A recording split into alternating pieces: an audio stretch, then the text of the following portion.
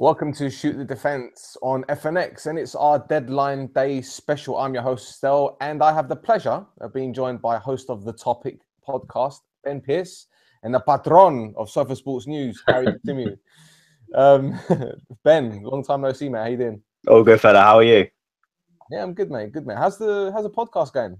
Nicely. I'm enjoying being in the podcast world. You've always said to me that you've had fun doing it, and you know what? I'm having a lot of fun doing it as well. It's good, and week by week we're getting all sorts of different guests on. This might be me plugging the podcast too much, but we're getting different kind of guests on, which is nice. You would know. You've spoken to so many people on Shoot the Defense. Having a good range of guests is what makes it really, and we've been lucky so far. From international pundits to authors to your plain and simple English press. It's been really fun, yeah. I can tell, man, and the way that you interact with your listeners is fantastic. I've never seen anything like it, really. Cheers, mate. Thank you. I really appreciate that. You got that from your experience in Dubai, didn't you? That and the tan. There you go. Greatest place on the planet, I say. Harry, welcome back, mate. It's the first time you've been on for a while. How's things with you? I know it's been a good while. Yeah, all good, man. Just getting on with things. You know how it is. Watching the Arsenal meltdowns every day on Twitter and having a good laugh at it, you know, the usual stuff. The thing is, your hair hasn't fallen out yet. It's actually grown, so it can't. No, I know. I've actually cut a lot of it off as well. I was pulling it out, so I thought I'd better cut it off. Tidy up, yeah. Brilliant. Well, hopefully Rodri's going to be joining us in just a bit. He's just popped out for something or other. I don't know, but he'll be back soon. So let's start with probably one of the most controversial transfers in football history, and it's not in the UK. Kylian Mbappe's loan from Monaco to Paris Saint-Germain. Harry, you know a thing or two about finances, mate. Paris Saint-Germain can't say it's a loan that will become a permanent move because the agreed fee would go on this year's accounts and will probably put them in breach of financial fair play, which is blatantly obvious. Using the term an option to buy puts them in the clear for now. The whole situation doesn't sit right with me, mate. What about you? I don't think the whole financial fair play thing is ever actually going to come into full force. I just think that these clubs, you know, if you can go and spend £165 million on a player, you can also afford the best lawyers in the world to find loopholes around this kind of thing. And I expect that's what PSG are doing. That's what Manchester City do. Because these clubs, they don't have the sort of income that a Real Madrid or a Barcelona or a Manchester United have.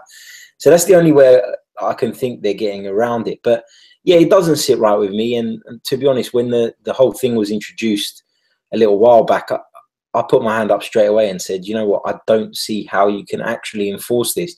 There'll always be ways around it. And so it's concerning the way football's going, because what's the point in putting such things in place if clubs are going to find ways around them? So all the guys on your podcast have been saying about it, is everyone in agreement? Do you know what? It's quite interesting because UEFA obviously have a massive opinion on this, and UEFA obviously are the leaders of financial fair play. But what astonishes me is that they don't seem to be enforcing it strongly enough, and I think that's the general conception from everyone. Obviously they've handed out little transfer bans here and there to the Spanish clubs, but when you look at it on a world scale of things, there's nothing really that's going or screaming out to clubs to narrow down their transfer margins and to narrow down how much they're spending on a particular player. We've seen it at Manchester United the last 2 seasons, big money on big players. We'll see it again next summer from United, big money on big players. So is the financial fair play actually a cap on transfers, or is it a cap on profits? It's one of those. And how do you justify coming out of that whole 3 months? Because 3 years, because that's what it is. You've got to justify not overspending over 3 years is basically the plain and simpleness of it. And it's just ridiculous because, you know, as you've both just pointed out, it is if you're a club and you're rich enough and you can spend 90 million on Pogba and you can spend 166 million on Mbappe, you're going to be able to afford some genius lawyers, aren't you? So there's going to be the loopholes, the Qatari influences. Oh, let's bring him in as a World Cup ambassador so he can pay his own release clause. I mean, what a genius! What an absolute genius! Mbappe, let's take him on a year's loan, so then we avoid this financial fair play year, and the question mark will be that he's being paid over 2 years. Next summer, we might get a shock, and he might end up extending his loan deal by another year, and then they end up paying him after the 3-year gap has gone the season after. So there's going to be ways around this. And how do UEFA sanction it properly? Because if there's not tight enough strings in it, I think that's what everyone's sort of been saying to us on the podcast and international sports writers who I've been talking to. There is no way UEFA can stamp this on clubs. There is just no way. So it's pointless us even speaking about financial fair play, because clubs will find a way around it because they're big enough, rich enough, and strong enough. Well, if you look at Paris Saint-Germain's revenue last season, 521 million euros. And an operating income of 83 million euros. If you look at commercial, you're looking at 394 million euros. So there is money there. However, I don't know, like I said, this doesn't sit right with him. Not because they're spending money, because every team spends it. Obviously, United do, and all the big teams do. But this is Paris Saint-Germain. It's not as if they're notorious for it. Let's not beat around the bush here. Had it not been for the Qataris that came in, they'd be in mid-table Ligue 1 side. But I need to question where this money is coming from. We saw with Man City how they named the stadium after Etihad, which is actually owned by the guys that own the club. And they name the training ground and all that kind of stuff, and they generate money some way or shape or form. I'm just surprised that the authorities don't monitor this and implement certain rules to prevent this, because effectively it's laundering, isn't it? I mean, yeah, still, you're spot on there. And I think the important thing to remember about Paris Saint-Germain, as an example, is they're a relatively new club. When you look at when they were founded, they haven't been around that long. They're not the most successful club in France. They're not the most decorated. So it's hard to understand where they've, where this all of a sudden they've just become this super club. Like you said, it's simply down to investment. Ben, Mbappe is a quality player with loads of potential, as we all know, but do you think this is too much too soon for him? He's still a teenager. Yeah, well, quickly before I talk to you about Mbappe, I've just read some incredible news here. Breaking at the moment across the UK, Everton midfielder Ross Barkley has rejected a move to Chelsea. We know that, right? £30 million was the agreed fee that's now being said. However, Ross Barkley was doing his medical and had a change of heart and returned back to Everton. So he was having a medical at Chelsea and thought, no, I don't want this. And he's gone back to Everton. He's now going to stay at Everton and he's not going to move whatsoever. That's another player rejecting Chelsea. Wow. That's incredible. But we'll talk about that in a minute, I'm sure. But on Mbappe, yeah, his quality. He's going to... Look, you look at the players coming through now. Dembele, you look at Mbappe, you look at Asensio, and you look at Neymar stealing the show over at PSG as well. That's 4 players there who are going to be battling for the next 10 years to get Ballon d'Ors, to win Champions League, to win World Cups. So with Mbappe, they're buying someone who's not just a brilliant young talent, but they're buying someone who's destined for greatness. Now, do I think that he's going to play at PSG for the next 5 years? No, I don't. I think he's destined for Real Madrid at some point. But is PSG a good move for now? Yes. Getting himself around the likes of Dani Alves, a winner. Getting himself around Neymar, who's had phenomenal experience and is a world-class player himself. Cavani, who's a hard worker. Let's not forget, Edison Cavani was getting the crap ripped out of him season after season when Ibrahimovic was at that club, because he couldn't hit a barn door whenever he was given a chance. Last season, Cavani was exceptional, and he started off amazingly well, sorry, at the start of this year as well. Cavani knows what it takes to have to keep battling hard. Mbappe's going to a club that is on the rise. They're looking for a Champions League.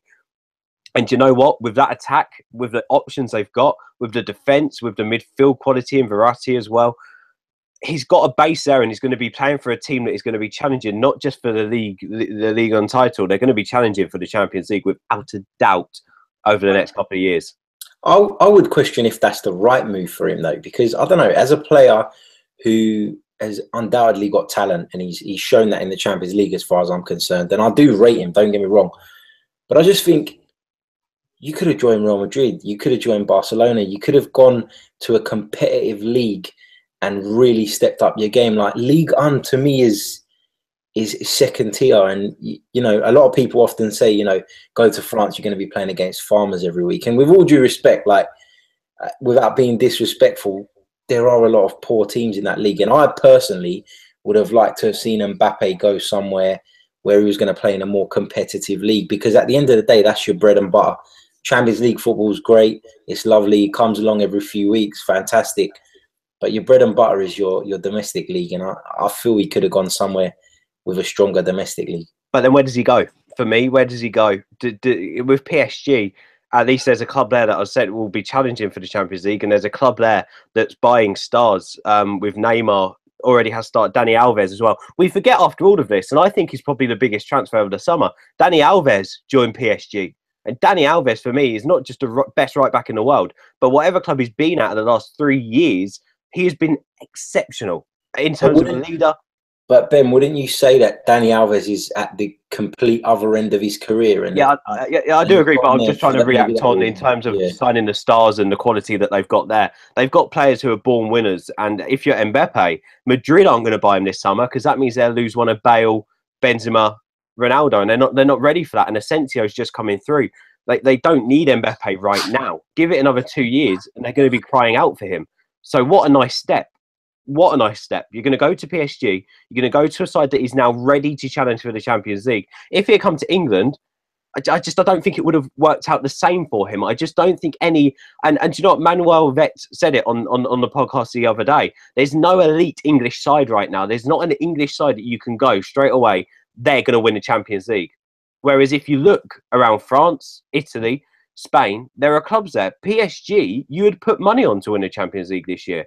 You would. And with Mbappe, he is going to a side that is going to challenge for that Champions League title, and he will get regular football as well. And he's playing alongside Dani Alves, Thiago Silva, Verratti, Marquinhos. He's playing alongside Neymar. He's playing alongside Cavani. He's got Lucas Moura in the squad, Draxler. There's players there around him that are world class.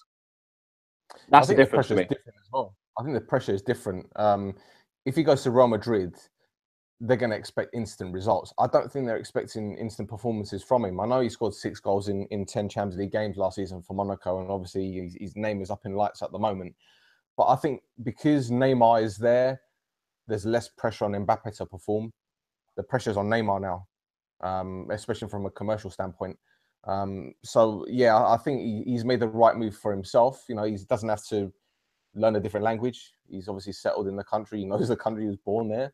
Lived all of his life, so it's win-win for him. As I said, with the whole FFP thing, like you mentioned before, Ben, what can you do? What can you actually do about it? There's loopholes here and there. People are finding them, and everyone else is just sitting there asking the same questions that I've just done. So,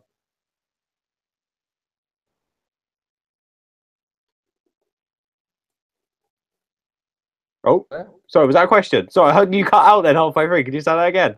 No, I was just saying that everyone's asking the same question as I have about FFP. Yeah, no. So look, there's nothing, and again, no English side are going to be able to compete with that. So it's the same as it is. United had already spent the money. Arsenal are never going to spend that much money. Liverpool are never going to spend that much money. Chelsea are never going to spend that much money. So they're never getting any close. PSG are the only side, and Real Madrid. 2 options there, them 2 or Barcelona. Look, I am slightly surprised that Barcelona didn't do any more to try and get him. They're crying out for him after Neymar. I thought it was a dead cert if Madrid weren't going to go into him that he would end up at Barcelona. But again, it's not happened. They've splashed money on Dembele, which a couple of German reporters are shocked about. 150 million for Dembele. There's no doubt in his talent, but the question mark is that they didn't even see Dembele regularly in a Dortmund side last season because he was protected, because he wasn't ready for it. Now he's going to Barcelona to replace Neymar. You would say that Mbappe would have been more ready than Dembele. When you look at the 2 players, Mbappe is going to cost 16 million euros more than Dembele. And you would say that Mbappe is a level or at least 10 above Dembele. So again, you're working with standards, and you're not going to know whether these are good deals or bad deals, or how good they are, or how stupid the money being spent is, until we get to the end of the season. And financial fair play is never going to overrule that, or is never going to get involved with all that. At the end of the day, the players still need to perform, and the price tag needs to go to the back of your mind. You see Pogba now this season, how much better he is now that he hasn't got that price tag on his back. These players, they don't care about financial fair play. It's their valuation. Who cares? If UEFA come in with a ban, PSG have still got their men. It's just a load of nonsense, isn't it? That's right. Well, let's move on to domestic matters, because I think we've got about 27 minutes before. I was going to say Big Ben strikes 11, but he's not. I can strike at 11 if you like. I can make some funny noise. You're on. Well, look, I still sorry. I can't believe that Barkley story. We could talk about it now. Let's talk about it. Come on. Ross That's Barkley. So mental. he's gone to have his Chelsea medical, and he's decided halfway through what was he doing, like 2.5K, and thought, sadly, I'm not going to join this club. This content's going to make me run harder than this. What? It's weird, isn't it? So all they're saying, and it's Sky Sports News are now reporting this heavily. It came from someone else at first, and now Sky are all over it. It wasn't Ornstein, was it, from BBC that reported it first? I don't think it was, but he was one of, I think, first said that the fee was 30 million. So the fee was 30 million pound, which you would say for Ross Barkley, that's not bad, is it? Well, if you look at the other players that have gone for silly money, I think it's a pretty decent price especially for an English midfielder. Do you know what I mean? If you're an English midfielder, you're commanding like 60 million already, just with the name on your passport. Well, exactly. And to be fair, he isn't going to be fit until November, is he? So, you know, it's one of those. But yeah, the 30 million pound fee had been agreed between Everton and Chelsea. He was in London doing his medical, and he changed his mind whilst doing it, and is now going back to Everton. It's just mental. And to be honest, I've read a tweet earlier, and I'll have to get it out. Sorry for going on my phone during the live stream, but I'm sure we're all checking our screens right now to see what is happening. But I read. And I'm telling you, he's been on the treadmill doing his fitness test or whatever. Conte's coming, he's put it to like level 15, and he's going, no, I'm not going to be doing this much run. He goes, no, you're going to do this because this is the running that you're going to be doing at Chelsea. He's like, no, I'm going, forget this. Yeah, I'm not having that. And then Conte probably said to him, look, we need you to be able to play right wing back as well. That's when it was done. He didn't want it anymore. But I don't know what Harry thinks on this, but Lukaku, Llorente, by the looks of it as well, Oxlade-Chamberlain, and now Ross Barkley have all rejected Chelsea during this transfer window. Have you ever seen a team who have won the title be rejected by so many Premier League players the summer after? I just think this is mental, and Conte must be fuming that these deals haven't been done. But then what? And again, I'll be interested to know from you lads as well. Like, why wouldn't you join Chelsea? They're the champions. Well, I think from my point of view, if I was a footballer, you'd rather play for Manchester United than Chelsea. You'd rather play for the bigger club, and I think the way the transfer window's gone this summer, Manchester United and Man City look like the two strongest teams. So that's one reason. Another reason is the uncertainty around Conte. Like, I can't tell you how many times this summer I've heard that he's got the hump about this, he's got the hump about that. And so as a player going somewhere, you may be reluctant to join them on the basis that you don't know who will be in charge. So there's that as well. I don't know. Chelsea are a less fashionable club than Manchester United, for example, in my opinion, because Manchester United have got that history, you know, world-renowned club, the biggest club in the country without a doubt. So you can see why people would pick them over Chelsea. And all right, Chelsea were champions last year, but I don't think many people have got faith in them retaining the title. So could be a little bit to do with that. Who knows? I also think that for Ross Barkley to just change his mind, obviously something is happening in the background in terms of maybe he's received another offer. And if it is Spurs, it wouldn't surprise me that he's decided to go to Spurs, because a lot of the players that he plays with for international level, he knows, doesn't he? He knows your Dele Allis, he knows Eric Dyer, he knows Harry Kane. So he probably trusts Pochettino more than he would Conte, because who does he know at Chelsea as an England squad apart from Gary Cahill? Who? Yeah, it's interesting you say that as well, because Llorente's rejected Chelsea for Spurs by the looks of things as well this evening. So that would be. I'm scrolling through now, just seeing if anyone is actually reporting Barkley to Tottenham, but no one's really saying anything. And apparently, it's just going to be going back to the one thing that I read earlier on that was putting Spurs off was the injury. You know, it's going to be out till November, and you don't want to pay money for someone who can't come into your side. And you wouldn't say that Tottenham are bad off in the attacking midfield or position, or even in the midfield position. So, do they really need to splash the cash on Barkley tonight? No, they don't. Could that be a January move? Yes, it could. But if Ross Barkley comes back from that injury and he's bang on form for Everton, where Everton want to sell, no, they won't. So, you know, it's been a strange summer. He made it clear he wanted to leave. And for him and for Drinkwater, if this Drinkwater to Chelsea deal doesn't go through now, Mahrez as well, these are players who have come out publicly and gone, I want to leave the club. And it's come down to the final day and deals still haven't been sorted out. who do you blame? The player for coming out in the first place, sorry, and going, look, I want to leave, or do you blame the club for not being on the ball enough and letting it get this late? It'll be interesting to see what deals actually do go over the line now. It really will. I think you've got to take into account the domino effect when it comes to deadline day, though, as well. A lot of deals come to fruition because of the domino effect. Personally, I don't actually rate Ross Barkley that much, and I don't see why Chelsea were even interested, to be honest with you. He's not a player I hold in high regard. Neither is Danny Drinkwater. So I'm really surprised. Like, I feel like Conte's scraping the bottom of the barrel if these are his targets, because like you said, Ben, they are the champions of England, and you'd like to think they'd be attracting a higher caliber of player. Yeah, I do agree with that. And it's funny what you say about the domino effect, because we're waiting on Drinkwater to go to Chelsea, for Adrian Silva to join Leicester, Boney to go to Swansea, for Llorente to join Spurs. So you're right, it is about having the targets, letting those dominoes slowly fall down, and then bring them back up with the new signings to sort of replace man for man in the squad, isn't it? And it's like what you said earlier on, Stel, off the live stream. I'm a bit disappointed after all the hype last night on the transfer window today. There's not been an awful lot going into this last hour, is there? It's just stories that we already know about.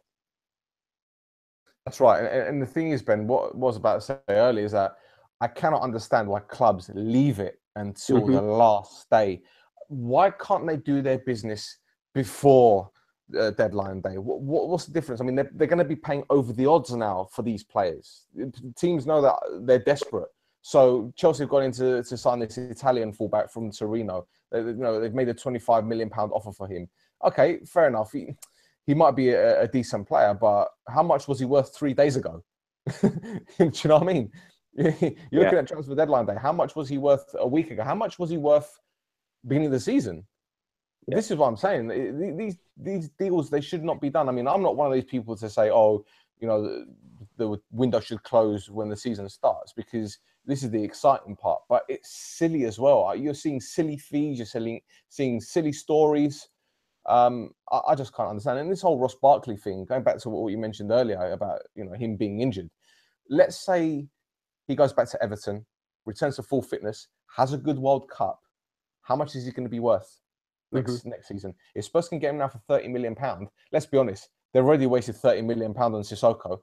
So what's another £30 million going to be for Ross Barkley?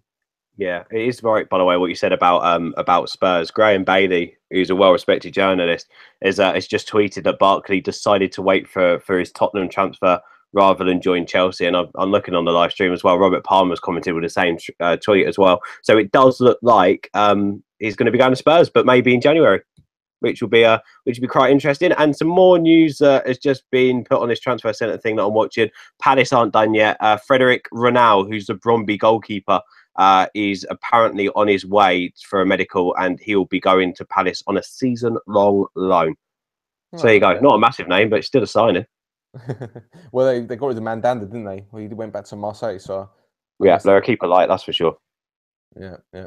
Well, on the subject of Spurs, they swooped to sign 2 more players today, adding to recent acquisitions Davinson Sanchez, Juan Foyth, is that his name, and Paulo Gazzaniga. Now, Serge Aurier and Fernando Llorente have further bolstered the Tottenham squad, putting many doubting fans at ease.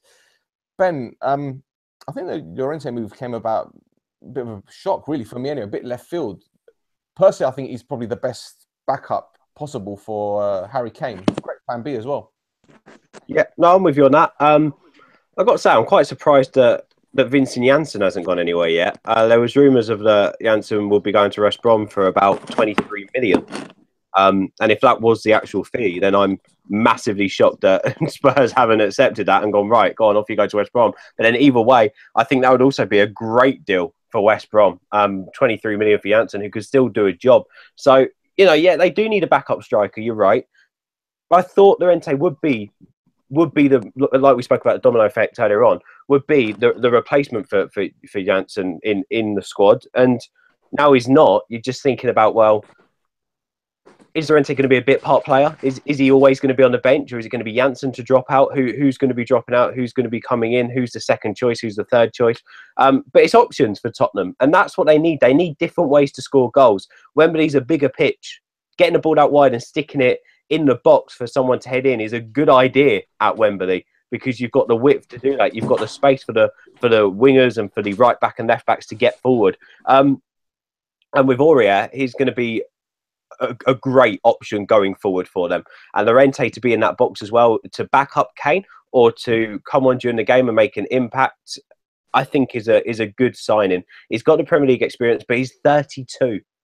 So he's not a long-term replacement. He is someone for the next 6 to 12 months to get them through the line this season. Absolutely. And we're joined by Rodri. How you doing, mate? Hi, fellas, you all right? Yeah, good, mate. Good, mate. How's things? All right, mate. Good. We were just discussing Ross Barkley, who apparently was having his Chelsea medical and decided to change his mind. Yeah, I've just seen that. What does he think he's got another offer somewhere else? Probably Spurs. That's what our money's on anyway. It's funny how no one's got a Chelsea, is it? What's that? Going to Chelsea. Well, why do you think he wouldn't go there? Because we were discussing that earlier. We discussed the possibility of maybe it's because he knows the England lads at Spurs and he doesn't know that many at Chelsea. Why would he turn down Chelsea and go to Spurs? I don't know. Out of the big six, you'd say Chelsea are the. I know that they've just won the title, but you'd probably say they're the smallest club out of the six. Out of Liverpool, Arsenal, even Tottenham, have got a better history than Chelsea. I know you go back years and years, but they've got a bigger fan base, I'd suggest as well.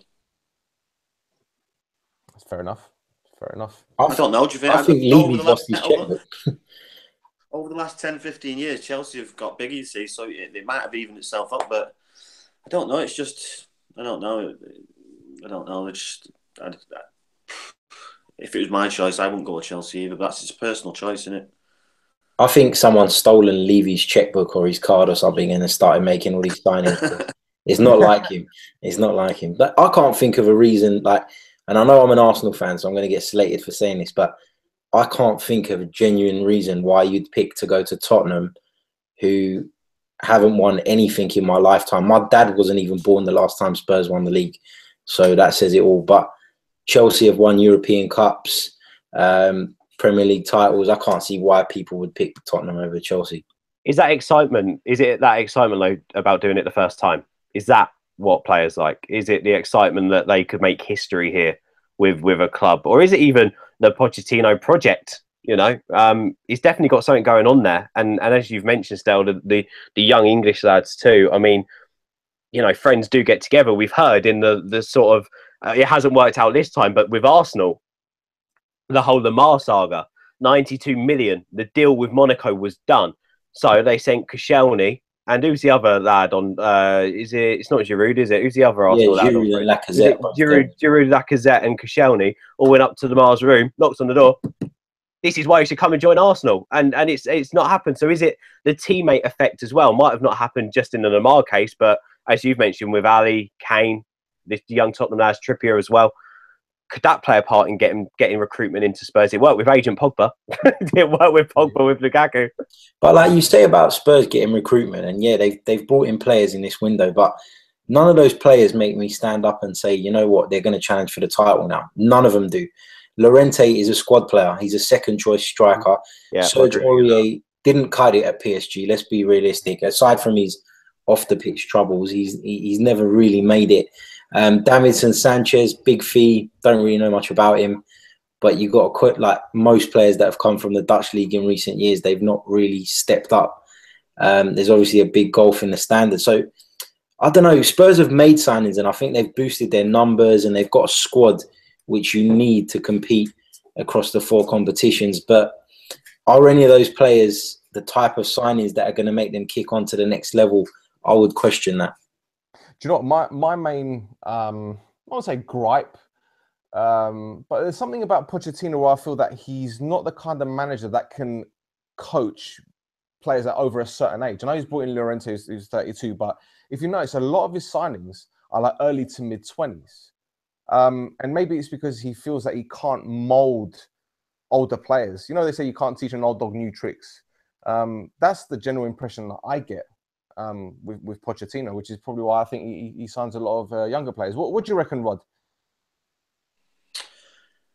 Well, yeah, it helps if I agree with what Ben says. It does have an effect when you go to these England camps and you've got players in your ear and you've got to say, oh, you don't want to go there, you want to join. It does happen that. So,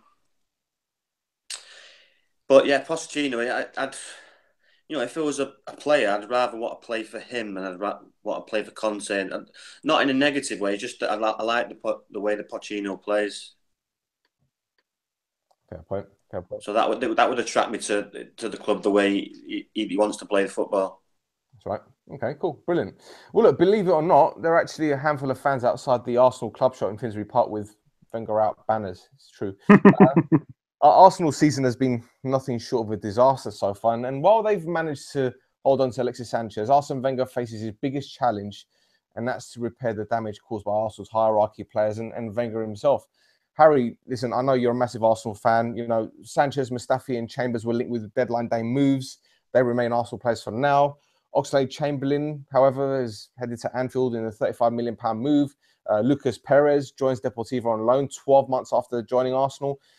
Even as a non-Arsenal fan, I can safely say that this transfer window hasn't been a disaster, hasn't been a shambles. But what the hell is going on at Arsenal, mate? Look, I said it before we went live as well. There's this thing at Arsenal. There's this culture of overreaction, and whilst I'm not best pleased with this transfer window because I did think we needed at least one or two more players, you know, you've got to look at look. If you told me at the beginning of the window we were going to keep Alexis Sanchez, I'd have laughed at you. So I'm over the moon about that. We've kept our best player. He's undoubtedly our best player. Alex Oxlade-Chamberlain, for me, he's never really fulfilled his potential. You know, he's been quoted as saying things like he wants to play further up the pitch. He doesn't want to be a wing back. He wants to play in the centre of midfield and whatnot, or he prefers playing on the wing. And the fact is that Alex Oxlade-Chamberlain has been at Arsenal for 6 years now. He's always played in attacking positions. He's had plenty of opportunities. He's played over 150 games for Arsenal, and he scored 9 Premier League goals. Alex Oxlade-Chamberlain hasn't produced so far in his career. He can put the blame on someone like Arsene Wenger or the position he was playing in, but I don't buy it, to be honest. I think he's not fulfilled his potential. Perhaps he's been distracted by off the field issues, you know, like he's got a famous girlfriend and stuff like that. And that stuff does have an impact. It makes players, you know, lose their focus. I'm not too upset that Alex Oxlade-Chamberlain's gone. And I think he was in the last year of his contract, and for that sort of money was a no-brainer. You had to take it. As far as the window goes overall, look, I've said it before and I'll say it again. The main thing is we've kept our main man. And, you know, I was worried this morning because I thought Mustafi was on his way out. I thought Chambers was on his way out, and I worried about the cover in the defence. Ideally, I'd have liked to have seen us bring in another sort of defensive-minded midfield player and possibly another centre-back.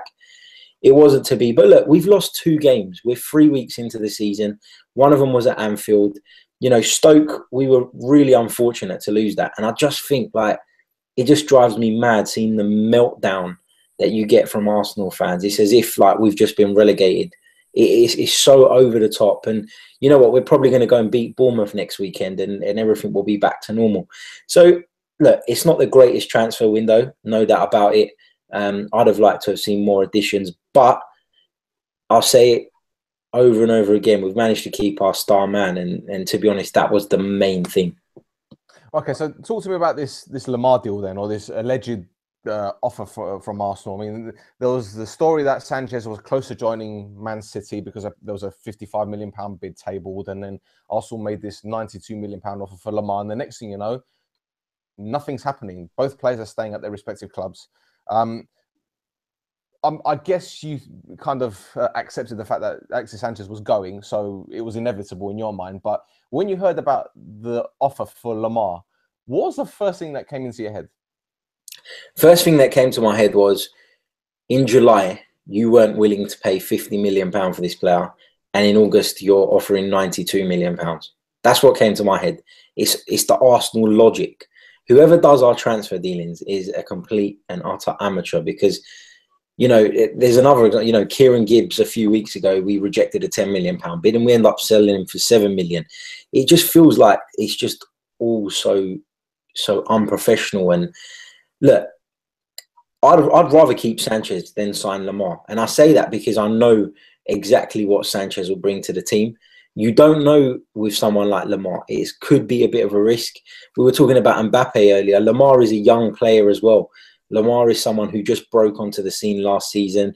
You don't know how he would adapt to the Premier League. And so you need to take all these things into account.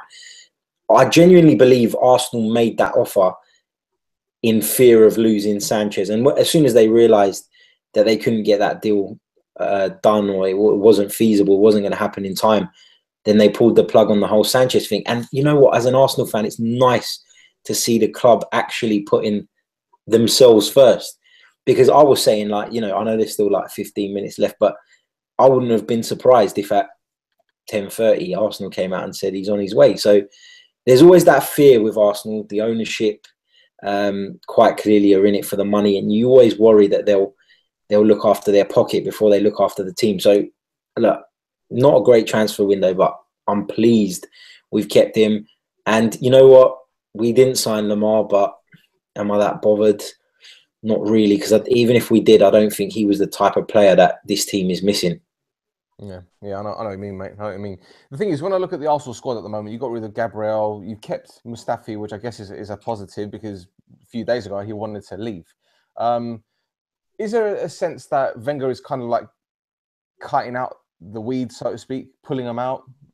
Players that are bad influences. Do you think we're going to see less of certain players that have been underperforming lately? I think Wenger's, I think that's a good way of putting it. He's cutting out the weeds, and I think he's acknowledged that he's made some mistakes in recent years with some of the players he's brought in. Personally, I wouldn't have sold Gabriel because I thought when we switched to a back three towards the back end of last season, he looked a far better player in that system. And I'm not saying he's a world beater, and I'm not saying he would have been a starter for Arsenal, but I would put him ahead of someone like Callum Chambers at the moment. And for that reason, I probably would have kept him. It's hard. It's hard to say. I think a lot of players have underperformed. I think Mesut Ozil was one of them. But I still think Wenger has his favourites, and I still think there's certain players in that squad that no matter how they perform, they will always be in that side. Like, for me, Ozil and Ramsey can't play in the same team. Too similar. Both want to play that number 10 role. Both want a free role, leaving our midfield exposed all the time. And you know, unless you're willing to actually grow a pair and say, you know what, we're away this week and we can't play like that, I'm going to drop you, then nothing's ever really going to change, in my opinion. Wenger's done for me. Fair enough. Well, look, if Arsenal are willing to spend £90 million on Lamar, I'm going to ask this question to all three of you. If they're willing to spend £90 million on Lamar, why didn't they open the checkbook and try and get Van Dijk? Why didn't they open the checkbook to try and get Riyad Mahrez? What about Sanchez, who's gone to Swansea on loan? These are three players that definitely would have improved Arsenal. I think with that, still, sorry, before you go to Ben, with that one, I think, you know, you say we were going to spend £90 million, and that's right, but we were going to recuperate 60 million of it from the Sanchez deal. So you got to take that into account as well. In terms of, you know, going out and spending, Arsenal are limited financially. I don't care what anybody says. I woke up this morning and was reading all the tweets last night from David Ornstein, who's usually quite reliable with Arsenal, and he was saying that there's financial restrictions. So you never know. You don't know what to believe. You know, from the morning we've got no money, and then in the evening we're making £90 million bids. You just don't know what to believe. Fair enough. Ben, what do you reckon? Who wants to play for Arsenal? Like, I'm sorry. I hate talking about Arsenal. I really do. And this is in the greatest respect to Harry, because the way he's just spoken then about Arsenal and how level-headed he is refreshing to see, because I don't see it from any Arsenal fans. And that's what's really frustrating. The problem with Arsenal is, and their fan base, is that they've got such an influential YouTube channel out there with key figures who just chat. Am I allowed to swear on this? Go ahead. They chat so much shit. They chat shit all the time. Whenever they're on it, they play up to the camera. They show off a side of them that's not true. They just chat nonsense. And then the way they act is embarrassing. It's absolutely embarrassing. But then as a club, you know, and again, with respect, Harry, I don't want to talk about stuff that I don't know. But from an outsider's point of view, the club's in an unbelievable state right now with a guy leading them, Kroenke, who no one believes in. And it looks like there's a massive breakdown of communication between whoever's dealing with transfers, whoever's dealing with a team, whoever's dealing with a club, and then whoever's dishing out the money, because it just doesn't seem to be a structure there. Then you look at Arsene Wenger, who, how on earth? Number one, how does he? And I know it's out of respect to the guy for everything he's done, and I would never say that he deserves to be fired. But there's ways you mutually depart. There's ways things can be done professionally, and there's ways things can be done with the most utmost respect towards a person who's given you an incredible service. And that is what should have happened last summer. And Wenger should have been talked into walking away. Now he has stayed, and I've said it before. And I'll say it again. I said it before I spoke to you, and I strongly believe it. Arsenal are going to struggle this season. They're going to struggle. The Europa League, the Premier League. They're going to, at one point this season, they'll have to do what Mourinho had to do, and that's make a decision what they prioritise to get back in the Champions League. But I think they'll be forced to make that decision a lot earlier than Mourinho had to make it with United, which I think will force them down the table quite considerably. The way I watched them play in the opening stages of this season, even against Leicester, they didn't deserve to win that game. Leicester were brilliant throughout of it. And Arsenal, look, they scored the most goals. They won the match. Fair play to them. But they didn't do anything until about the 75th minute. And they didn't look exciting until that moment. Now, the one thing that Arsenal have always given us is excitement, fluid football, and a bit of class. They've lacked it this season. They haven't looked anywhere near. And I don't know whether that's because they don't want to play for the manager. I don't know whether that's because there's too many people in the dressing room not influencing the side correctly. And I don't know if that's because, just hands down, they don't have any leaders or a defence strong enough to deal with the Premier League. And there is actually one thing I want to mention to Harry. We mentioned a second ago about Chamberlain leaving, and you don't mind it. But I don't know if you've seen the Aaron Ramsey post on Instagram, which surprised me that a player's come out and done this, because at any other football club, he wouldn't play again. You can't question a manager's decision like this. He hashtag shambles when posting about it on Instagram. 1 minute, Ben. Sorry, I just want to come in. So he's actually removed that now, and it was. But it doesn't make it right, does it? No, but it was explained that Alex Oxlade-Chamberlain's nickname in the dressing room was Shambles. Oh, really? Is it actually? Yeah, and he was given that nickname by Per Mertesacker because he's always late. So he called him Shambles, and that's where that's come from. I actually, because I saw that and I was in shock, and then I'm sad. I've been watching Sky Sports all day, and they came out. How mental is that, though? How mental is that? And again, do you know what? Actually, that leads me back onto the point. I might have made myself look like slightly a bit of Muppet questioning it, but that leads me back onto the point of social media power, because Arsenal fans were in an absolute frenzy when that was posted up, and it shows the influence of social media, and it shows how we forget that teams and teammates have personalities, and they are individuals, and they're people at the end of the day. I think they will miss Chamberlain's influence, and I think Oxlade-Chamberlain would still have been a good option for them this season. He's never cemented a place in the team, but let's not kid ourselves. There is one reason why he's gone to Liverpool, and that's to play central midfield, and that wasn't going to happen, I don't think, at Arsenal, although they are lacking in that department, so God knows. I just think Arsenal they're miles away. They're not the club they were. And you can mention all the names under the sun, but I don't think anyone would want to play for them right now. I really don't. Mm-hmm. The thing is, Rod, I'm not going to ask you your feelings on Arsenal because we hear it every week. I tend to aim this question at you because your responses are brilliant. But tell me about what you reckon, what Harry said earlier about Arsenal not having any money. Obviously, there's the Premier League money. There's the Champions League money from last season. Where is it going if there isn't any money to spend? They can't surely be going in the pockets of Kroenke, surely. Not all of it. Buying to the fans. They've obviously got money. How much the tickets there? The season tickets are, so it's the most expensive in the league, isn't it? Well, Harry's got one, ain't you, Harry? Yeah, it is. It's about, well, this year it dropped in price because of the Europa League. So the Champions League games were always classed as Category A games, whereas the Europa League ones have gone down a category, so the ticket was cheaper. I paid about £850 this year, But what people need to realise with Arsenal as well is that the season ticket includes cup games as well, which at a lot of other clubs it doesn't. So we get our European games included in that, and we also get our FA Cup games. So it is the most expensive, but it's not so much more pricey than everybody else when you take everything into account. There you go. There you go. All right. What I'm trying to say is that they make money, so they've got money. So you're trying to sell me Arsenal Football Club. It's sold out every week. I don't know how many times a year, 22, 23 with the European games, and you're trying to tell me, and with the TV money, they haven't got money. Oh no, I'm not saying that they haven't got money. As a fan, I'm answering Stell's question when he's asked me before. They've obviously got money. So where they've come out, why a statement's coming out saying they've got no money is just a total flat out lie.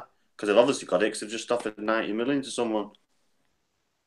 I mean, there's all kinds of rumours going on as well. And like Stan Kroenke is a horrendous owner. And we actually, on our podcast, we had the leader of the San Francisco Arsenal Supporters Club. And he obviously gave us a bit of an insight into Stan Kroenke being American and knowing about his other franchises and how he runs them. And he's happy to just make money, and all his teams are performing at a mediocre level at the moment. There is talks going around that the reason he didn't want to spend the money in this transfer window because he's trying to secure a loan for something else, for another project, and Arsenal having a certain amount in the cash reserve was a condition of that.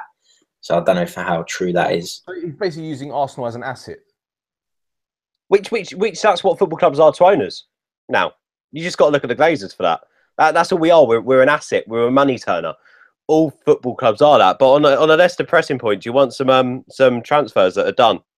I'm just scrolling through my timeline now. Leicester City have completed the Dragovic transfer from Bayer Leverkusen. That's on a season-long loan. This is the guy that chose to go to Germany instead of playing for Van Gaal. Apparently, that was the point of the time. Wasn't he in Ukraine for a little while as well with Kiev, I think? Oh, that's a good. Yeah, I think he was. But yeah, so he's gone to Leicester on a season-long loan. Tim Krul, the Newcastle keeper, has signed on a season-long loan to Brighton, which is an interesting one. And now reports are saying that Ross Barkley failed his medical. Oh, okay. That's why he didn't join Chelsea. And Chelsea are very much still interested in signing him in January. Okay. Two stories coming out there. Do we believe Sky Sports? That's the question. I don't know. Sometimes they bring out their own stories because they got a little thing with Sky Bet, don't they? So let's talk about Renato Sanchez, because that was the most random transfer I've seen in a long time. You know, he's a promising central midfielder, Portuguese international, did quite well at the Euros. Was touted as a possible Manchester United signing last season, and he's ended up at. To me, that makes perfect sense for him, because obviously they've got the connection with Ancelotti and the Swansea manager. So he's obviously not played enough games at Bayern Munich. So they've obviously had an agreement saying, you know, he'll get the experience that he needs, and that will probably bring him on to be a better player, and you'll see him go back to Bayern Munich next year.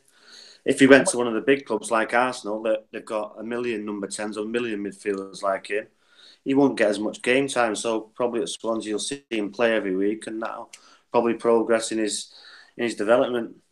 Well, he's a box-to-box midfielder, and something that Swansea haven't had since, I can't remember. When did the last time they had a box-to-box midfielder?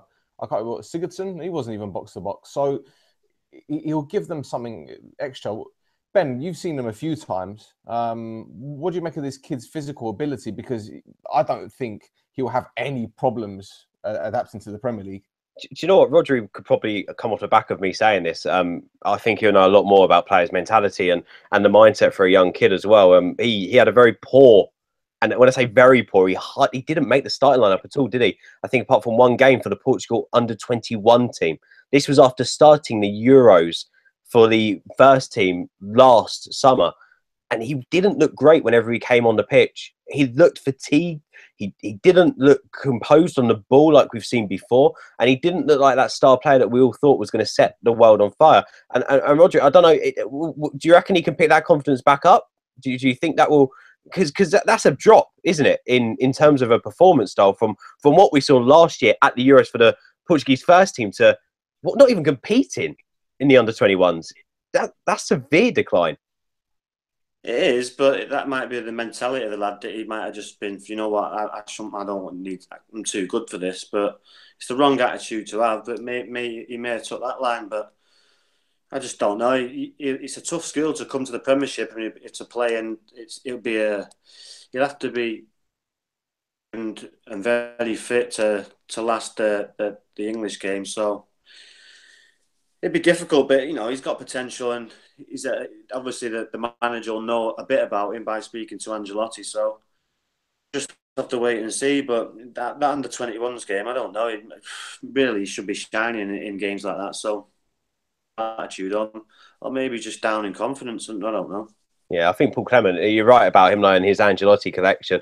You just sort of hope that Clement does get a nice start of football with Swansea this year. With Boney now up front, that deal's done, by the way. Don't know if you mentioned that. Boney's confirmed now at Swansea, which will pave the way for Llorente to Spurs to be announced any second.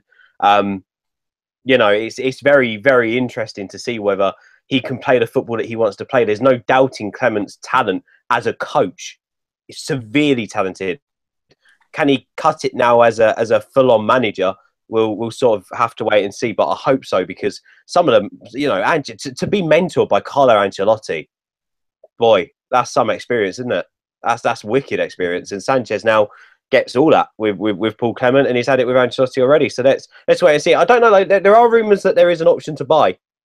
I'm not sure though. I'm not 100% convinced there will be.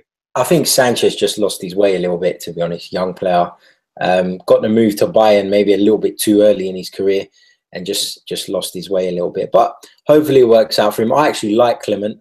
I like the way he plays football. I like managers like that. I like young managers coming through. I like Marco Silva as well for that reason. I don't know. I hope he can do all right. It'll be tough for Clement though, because I think no matter what you say, at Swansea you're going to struggle, and with their resources and things like that, and playing the nicest football, as we know, even though it might be the right way, it doesn't always come off in the Premier League. So we'll see. Yeah, unfortunately, they're just one of those clubs where their best players just up sticks, don't they? I mean, Sigurdsson has hurt them, I think, anyway. Oh, the last-minute rumor from a do you know the tabloid Cope in Spain? Yeah. Well, we know the Spanish transfer window shuts tomorrow at 11 p.m. Right? There's 24 hours left. Is this related to Coutinho? No, this is regarding Mesut Ozil. Oh yeah. And Barcelona are in talks with Arsenal over a 60 million euro move for Mesut Ozil. Now, I think it's worth probably a little bit more than 60 million euros if we're looking at prime Mesut Ozil, who we maybe making a lot of him. Well, the prime Mesut Ozil that we haven't seen since he came. Yeah, well, that's what I was about to say that we haven't seen.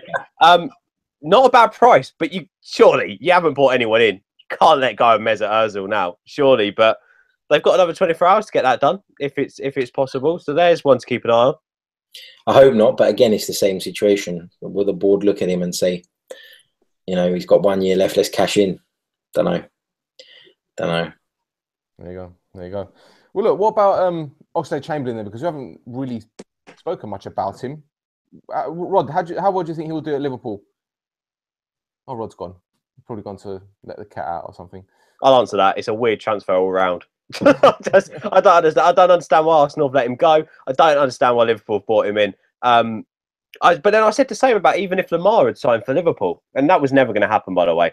None of those reports coming out saying that was just to push the price up for a last-minute bid, and that last-minute bid did come in, but the deal couldn't be done. I just think it's a weird one. Liverpool look great going forward, so he's not going to play right or left wing. He doesn't want to play right back, doesn't want to play left back, so that's out of the question. He's not good enough to be a central midfielder in a team that's meant to be challenging for the league. So I see it as a very, very weird one. Good squad player, good English presence, got a lot of friends, very popular footballer. 35 million, 40 million, whatever the fee is. I just think Arsenal could have just kept hold of him. I don't know. I don't get the big excitement with it. Let's put it that way. The thing is, I can see why Liverpool want him. First of all, he's homegrown. He's young. He's quick. He's got a lot of stamina, which is obviously two traits that Klopp wants to utilise in his gegenpressing system, or rock and roll football. They call it heavy metal football. Sorry for getting that wrong. But it confused me in the sense that I haven't seen Chamberlain develop much in the 6 years he's been at Arsenal. Yeah, I've seen him bulk up, and he's still got that blistering pace and the strength. But is his end product there? Does he get enough goals? Does he work hard for the team? Based on Sunday, I say no. Harry, you know him better than we do, obviously, having seen him at Arsenal. Happy with him leaving? Are you that bothered? I'm not that bothered, to be honest. What am I going to miss from Oxlade-Chamberlain? I'm going to miss him picking up the ball and running into empty spaces. I'm going to miss him getting to the point where he needs to do a bit of skill and he gets the ball tangled up in his feet. I'm going to miss his crosses going to the far corner flag. Like, I'm going to miss his 0 goals that he scores every season. Like, I'm not really going to miss him, to be honest. I think, look, without going into the whole English premium debate, if he was Spanish, he'd have gone for 10 million. That's honestly my opinion. Like, I can see why Klopp would like him. He's got the attributes that appeal to Klopp. He's quick, he's strong, he likes to play on the front foot. And so I can see why Liverpool have done it.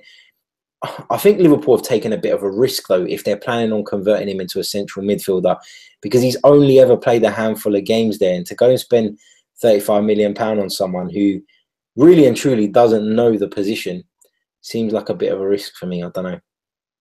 Yeah. And are you guys surprised that Liverpool haven't strengthened defensively? Because there was all this talk for months about Virgil van Dijk. The guy even went on strike. He's training with the reserves now. He will still be training with the reserves until January. I said it on Tuesday's show. Is it going to be too little too late if Liverpool sign him in January? Because, you know, how much of an influence can he be, and will he be match fit? I just can't understand why Klopp hasn't brought another defender, or even a plan B, or even brought in someone on loan.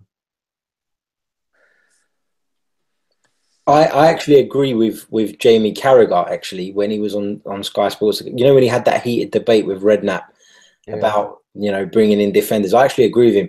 The way Klopp's team play, they'll always be defensively exposed. And, you know, you can go sign Virgil van Dijk and whatever, but ultimately I still think Liverpool will be shaky defensively, and that's because of the way they play. Seen it at Arsenal for years, same sort of thing. I am surprised they haven't strengthened defensively, but it's quite clear that Jurgen Klopp genuinely believes that his team are good enough to blow anyone off the park, and defending is similar to Pep Guardiola's. Defending comes second. Yeah, and like the greatest manager of all time once said, "You win games with a great attack, you win titles with a great defense." And when those words come from Sir Alex Ferguson's mouth, I couldn't give a crap about what Jurgen Klopp says. You know, I'm as shocked as everyone else. Van Dijk was there for the taking. It didn't happen. And I don't understand it. You know, he's a quality defence. If Van Dijk had joined Liverpool this summer, I would have been crying myself to sleep. That's how good I rate him. I think he's phenomenal. And if he had joined City this summer, I would have cried myself to sleep even more. That's how he is a very, very good defender, and he's Premier League proven. And he can only get better. And he was a player Liverpool needed to get, and they didn't get him. And defensively, Harry's absolutely spot on. They are always going to get found out. And they can't win every game 4-3. So they're going to lose matches. And they're going to lose matches against combination. We saw it against Crystal Palace, by the way. Very tight until the 75th minute. And they got one, and they got another one quickly. And that's... There's not going to be every game that they're going to do that. They're going to lose games 1-0. They're going to draw games 0-0, just like last season. No, you're right. You're right. I completely agree. You know, they conceded 3 on the opening day against Watford. You know, they were lucky against Crystal Palace. Had it not been for a Benteke blasting his chance over the bar, it would have been a different game. And Arsenal obviously didn't turn up the other day. But Rodri, you know, you said it the other week. Van Dijk is the closest player that we've seen to Rio Ferdinand. Are you surprised that Liverpool haven't strengthened defensively? Yeah, I agree with what Harry and what Ben said. They're just not strong enough at the back. And yeah, we spoke about this a couple of weeks ago about Van Dijk. It's a strange one how no one's gone for him, because you know, he looks like a class central defender, but it's just maybe there's an underlying issue with injuries, or he's like I talked about. He's that close to Rio Ferdinand. Well, he's obviously Rio Ferdinand was a world class central defender, but he's he sort of plays in that kind of way. Yeah, it's a strange one, but Saints seem to have stuck the reels in and wasn't going to sell him anyway. So maybe that's just scared him off. But yeah, for much longer though. I've got a done deal come out of nowhere, by the way, lads. Let's get your reactions to this. Ryan Babel has signed for Newcastle United. I feel like we've gone back 5 years. Yeah, that's one of Benitez's signings from when he was at Liverpool. No, apparently he's keen to reunite with Rafa again, and he's completed his move to the team. Was it from Besiktas? I think it is, isn't it? Is it Besiktas? It's one of those clubs. Yeah, I'm just seeing him now in a Newcastle shirt. He wasn't going to get in the Besiktas side this season because they've made a lot of decent signings. You know, they brought in Negredo, they brought in Medel, they brought in a lot of good players. Besiktas this summer. They're doing what Chelsea did back in the day, just spending money left, right, and centre. But going back to Liverpool, when you look at their squad, especially at centre back, Sakho is obviously going to Crystal Palace, which is a very good deal for both sides, both parties, should I say. They've got Lovren, they've got Matip, they have Joe Gomez, and they also have Klavan. So let's say Matip gets injured, or even Lovren gets injured. That's not a great backup plan as far as I'm concerned. I would worry if I were Liverpool fans, especially from a defensive perspective. They haven't even got Lucas anymore, who can slot in there as emergency cover. So yeah, I'd be concerned as well as a Liverpool fan. But coming from a club that hasn't been able to defend for the last 10 years, you just learn to live with it. Not surprised though. Not surprised. With Liverpool, with the Liverpool side, that's not the issue. It's okay they're winning games now and they're doing well. It's if they get to that stretch at the end of the season where they come to like 10 games and they have to win every single game. Do you think they've got the mentality, and the players don't think they have? I think other teams are better equipped to go through them stages. I know Leicester did it, but that was just a one-off. That'll never happen again. Another one that's just done that. Just to tell you that Zappacosta signed for Chelsea. It's all done. The Torino right back has completed his deal. And can I just say that I love how dramatic Italian clubs make transfers sound. Listen to this, right? The Torino Football Club announces that it is definitely surrendered a player to the Chelsea Football Club, the right to athletic performance by football player Davide Zappacosta. Love that. Drama. Well, they've got to make the most of it, I guess. Got the most of it. Well, look, you guys have just mentioned Chelsea, and you guys have just mentioned Leicester. Apparently, according to the Daily Star, they don't take that as gospel. Danny Drinkwater has just passed the medical. So what would you guys say about that? Would he improve Chelsea somewhat? I mean, they've got Bakayoko, they've got Kante. You compare that. Well, that central pair have won a Premiership title. Kante and Drinkwater. So why not? But does he get in the lineup for you, Rodri? Does he get in over Fabregas or Bakayoko? Well,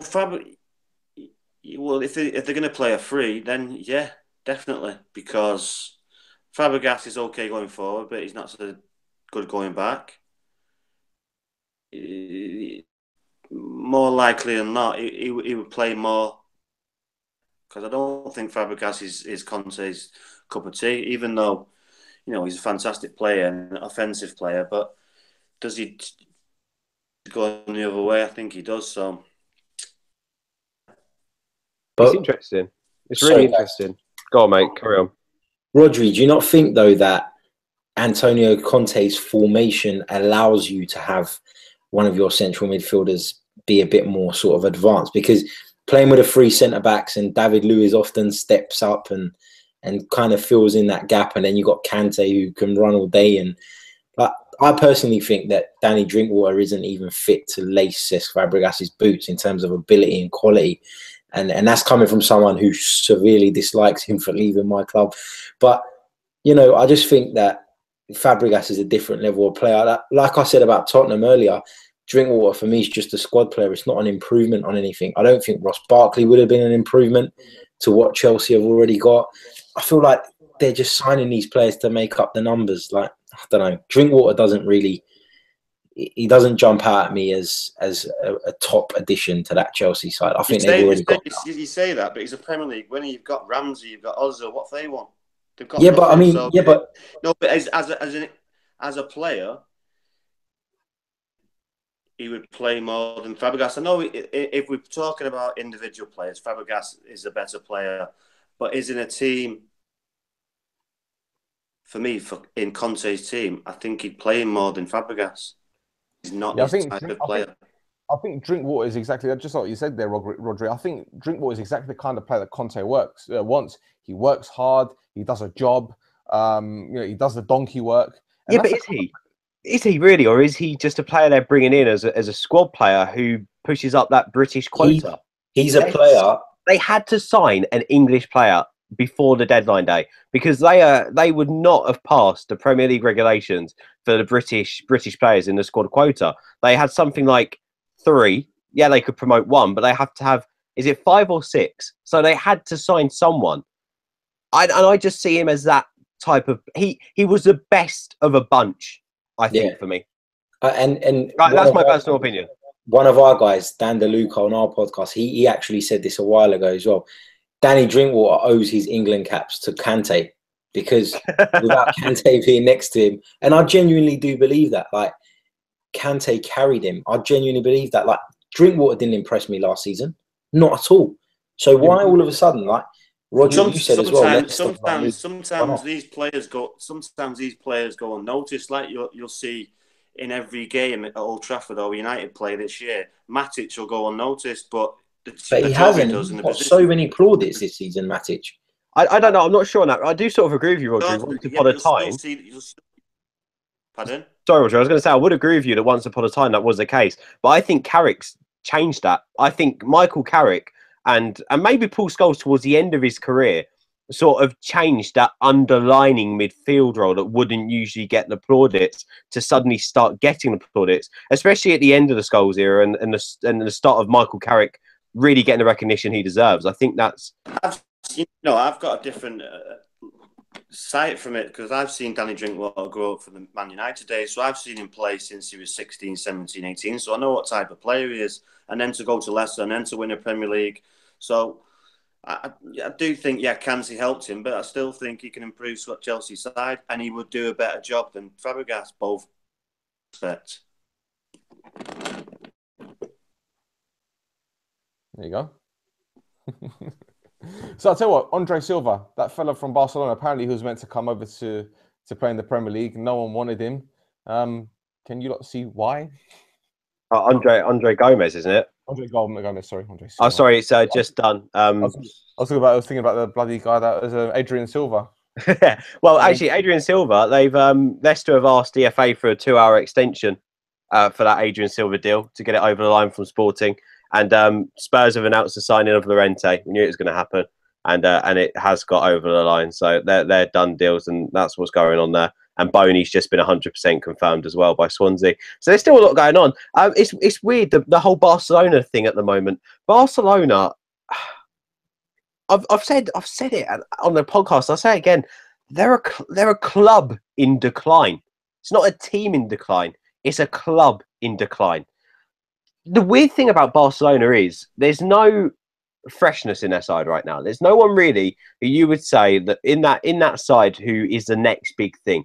And you look off the pitch, they're not recruiting well. Now I done a video on this on my channel about 2-3 weeks ago when everything started kicking off at Barcelona. And I look back at the transfers, and 5 years ago was their last successful transfer, and that guy was Luis Suarez. Which is crazy. That's the same season that Puyol, Valdez all left the club. And since they've had Xavi go, they've had numerous amounts of players leave who have potential to be in that Barcelona side now, including young talent. They've not brought in good enough defenders. They were willing to flog off Titi this transfer window, if you believe rumours. He's one of their best defenders. It'd be ridiculous. They're a club that they don't know what's going on right now. And there's no rest off the pitch. But is it Bartomeu? Is that how you pronounce it? Their president, everyone wants him out, from the boardroom to the fans. A bit like the Arsenal situation, but more boardroom politics going on. No one knows what's happening, and it's getting to the point where they might even have an overthrow of the presidency. And obviously that would never happen in English football, but it looks like it's happening out there. So it's a club in unrest, and it's a club where they don't have any direction whatsoever. They've only got prime Messi for another 2 years, maybe. Then what? They've not got Neymar. Dembele's just come in, but as I've said, even German tabloids are questioning that move. Who have they got? Iniesta's going to have gone. Busquets would be towards the end of his career. PK. It's a club where they've just not bought well. They're not working properly as a unit, as a team. They're not working properly off the pitch. They haven't got the right people in the right places. And they are very much behind Real Madrid right now. And that is not going to change. It's been a nightmare 2 years for Barcelona. Nightmare. Yeah, but they are behind Real Madrid, I agree. But don't forget, you mentioned all these players. They all came through at the same time. They all played together. They all were successful together. They all left at roughly about the same time. Look at Real Madrid a few years ago, even round about when Mourinho was there. They'll bring in players like Adebayor, for crying out loud. You know, so there's a process, isn't there? There's a process that you buy players ahead of advance to know that in 3-4 years' time you're going to need them. And they don't know who the manager is in 3-4 months' time, let alone 3-4 years' time. Ben, I think you're being a bit harsh on Barcelona, because I think you've got to realise that Barcelona team that you've just mentioned there in the past is probably, I can hold my hand up and say it's the best club side I've ever seen in my life in terms of the quality of players, the way they played football, the whole package. So you're always going to compare them to that, which is, I guess, fair enough. But they're victims of their own success here, because you revolutionise, though, don't you? You revolutionise. Yes, you might have it good right now, but that doesn't mean you're going to have it good in 3 years. As a club, you've got to move. As a club, you've got to be ready for what happens next. And Barcelona in nowhere near ready for what happens next. They really aren't. They're not ready for what's happening over at Madrid right now. And look, Madrid might have been quiet this window.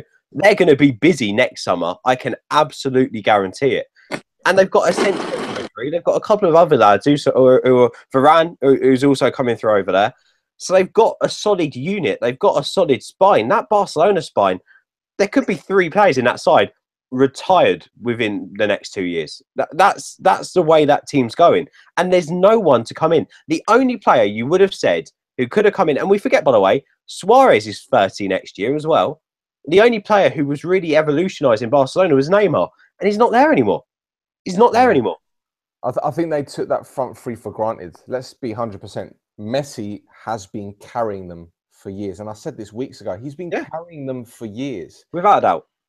And it wouldn't surprise me if he leaves. But still, what team wouldn't Messi carry, though? No, but he's that good a player. Like, he's going to shine in any team he plays in. Yeah, but Neymar gave him another option as well, though.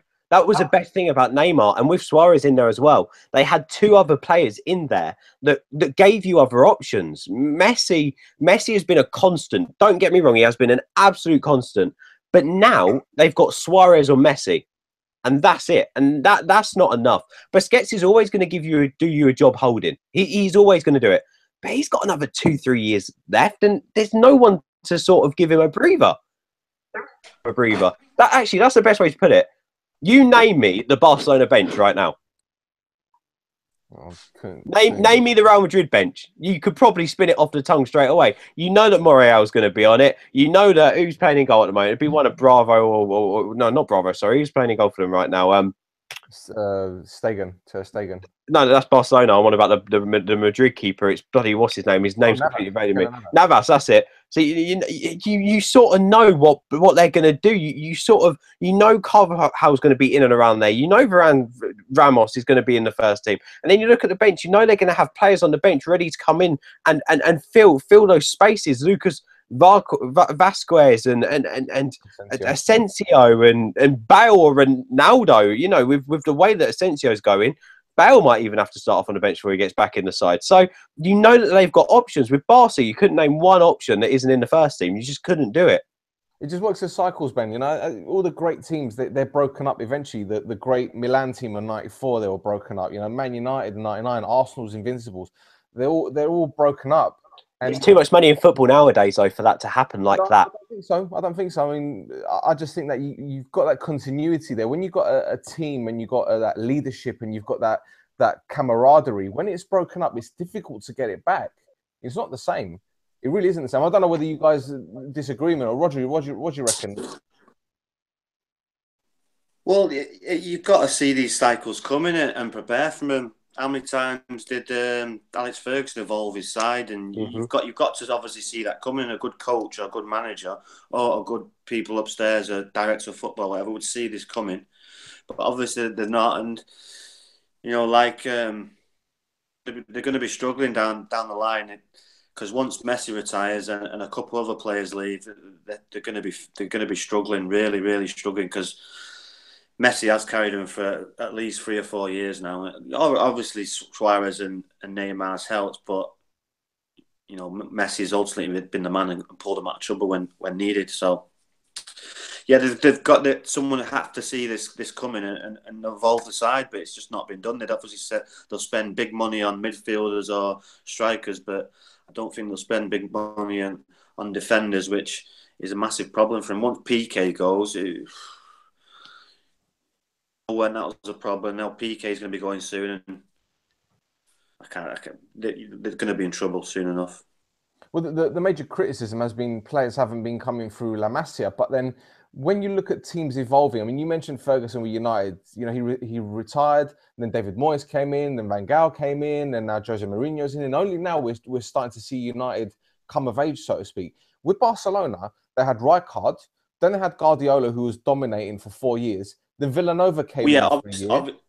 Martino came in. Luis Enrique came in. Now they've got Ernesto Valverde. So you're looking at 4 managers since Guardiola. So, yeah, but this is a different era. I've got to say that I completely agree with you with what you're saying with the transition of young players and the transition of managers and also the transition of clubs and the way of preparing for the future and old teams dying off and then it taking a few years and then they get back to their best. But this is a different era. Football and politics dominate football. And you've got to be moving with the times. As I said to you early on, to a lot of owners, we're just a brand to a lot of owners. So owners need to pump money into that club. Barcelona isn't a brand. It's not the same. Barcelona is managed from those pure footballists up top and a president and is very much a very political club. It is, let's face facts. But let's not take anything away from the young players in and around the Barca B team and the Barcelona squad right now.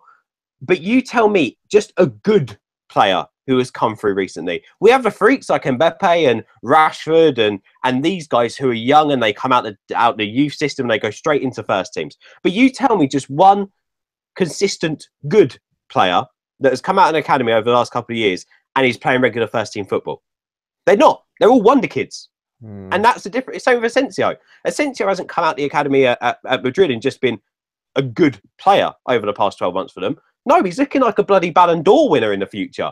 It doesn't happen as much anymore. The best thing with that Barcelona side when they first all came to fruition was that they were all good players that improved to become quality footballers. So you can't really... I say you won't ever see players like that come through a youth system again because I'd be like, who was it? Alan Hansen back in the day with the famous class of '92. But it can happen and it will happen at some point. But right now it isn't happening. So you have to buy the talent and you have to invest in them. And Barcelona haven't done that. It's their own fault. And they're in demise because of it. Fair enough. Well, gents, one more question before we wrap this one up.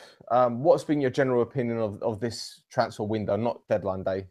Has any team surprised you? Has any team won the transfer window, so to speak? Harry? You've been quiet lately. I think it's that Barcelona talk, hasn't it? All those flashbacks from 2006. Yeah, I've got a lot of bad memories about Barcelona. In general, I think the transfer window has been crazy, to be honest. I know I sound like I'm about 50 years old or whatever, but I don't like the way it's heading. I don't know. It's become crazy. It's out of control. In terms of teams that have done good business, I think there's a few. I think you could say one that's kind of gone off the radar a little bit. I think West Brom have done some all right business. Obviously, they've managed to hold on to Evans this evening as well, which is good news for them. I don't know. Look, there's so many teams have signed players, and I feel a bit sorry for Newcastle in this window, to be honest. Or because they signed Babel. Well, at least with Babel, he doesn't have to change his shirt. He could probably play the Besiktas shirt, black and white. Same thing. No, I feel sorry for Benitez because I felt like he gave Newcastle a lot by sticking with them for that year and bringing them back up. And I don't know whether it's, Mike Ashley says that he can't afford to back them as much as he'd like and so on and so forth. And fair enough if that's actually the case. But I think Rafa expected a little bit more. And so I don't think it'll be long before he's grumbling again about the window. But yeah, just a crazy window. It's been an emotional day as an Arsenal fan. No doubt when we lose our next game, it'll all kick off again. So just enjoying the peace for now. Brilliant. Audrey? Go on, what's the question again? Who do you think did well in the transfer window? And have you been impressed by any clubs' signatures or players they brought in? No, not really. It's just shown me that what clubs are in dire trouble, really. Arsenal in dire, they're in proper trouble. The Sanchez issue, the manager issue. If he wants to get rid of the weeds, why are you keeping someone that doesn't want to be there? He's laughing on the bench when you're getting beat. Not the first time, he's done it a couple of times. That's a massive issue. There, your team's getting beaten. You're laughing on the bench. Now that'd be I'd be fighting with someone if that was on my team. So I just see Chelsea in issues as well. I think Chelsea. I've changed my mind on Swansea now after getting Boney and Sanchez. I think that'll strengthen them, even though they've lost Sigurdsson. So no, not really. It just told me this transfer window just told me really the teams that are in trouble or are desperate. What about Everton? We didn't mention them. I mean, they've made 2 signings today, and it just seems that Ronald Koeman is strengthening. Yeah, to be honest, thinking about it, to be honest, Everton have done the best business in the summer. Rooney, arguably, he's scored a couple of goals. He's played well since he's been there. Sigurdsson's a fantastic player, and obviously the other players that they've brought in are obviously strengthening the squad as well. So, they might take the 6th place off Arsenal this year. Sorry, Harry. I just want to say one thing before you move on to Ben. Like all this thing about Sanchez and that he doesn't want to be there and stuff. I think it's important to give Sanchez a bit of credit here because in an era where like Virgil van Dijk has refused to train and handed in transfer requests, Sanchez has kept quiet throughout this whole thing. Harry, explain me laughing on the bench when you're getting beat 4-0. Well, explain that to me. Yeah, no, it's not good. It's not a good look. There's no doubt about it. And he has, like you said, he's thrown tantrums in the past. I agree. I agree with that context where he's that type of player that he'll still give you 100%, but he's a player that plays from his heart. That it seems to me, and will his heart be there? That's what I'm trying to say. He'll still give you 100% because he's that type of player. He'll still give you quality, but deep down, the Arsenal fans will know that he doesn't want to be here.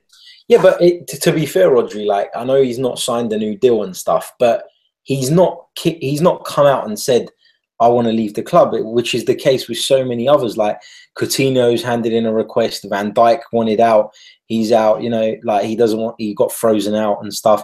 Like you got to give Sanchez some credit for the fact that he just kept his dignity and kept quiet throughout this whole situation.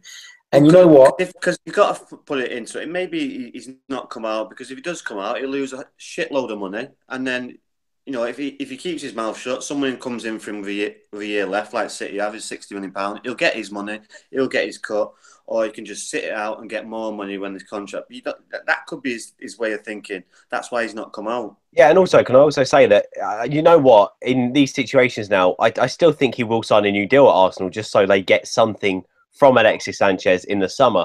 How much of an idiot will he look if he comes out and personally goes, I want to leave Arsenal Football Club, knowing that he has to put in a shift this year? Not just because of the World Cup coming up, but also because he is going to be getting a new deal. He will be paid more money by Christmas, and he will end up leaving in the summer to a city, to a who knows, he could end up anywhere. But surely he has to do that. He has to be a professional. He's paid to do it. The thing is, though, as well, like I think fans need to get over this whole thing of, he doesn't want to play for my club, get rid of him. we need to get over that, because footballers are mercenaries. Alex Sanchez doesn't love Arsenal like I love Arsenal, and he never will. And we need to just accept that. Like, if you had asked an Arsenal fan 2 weeks ago or a few weeks ago who was their favourite players and they thought really cared about the club, I bet loads of them would have told you Alex Oxlade-Chamberlain does. But he's gone.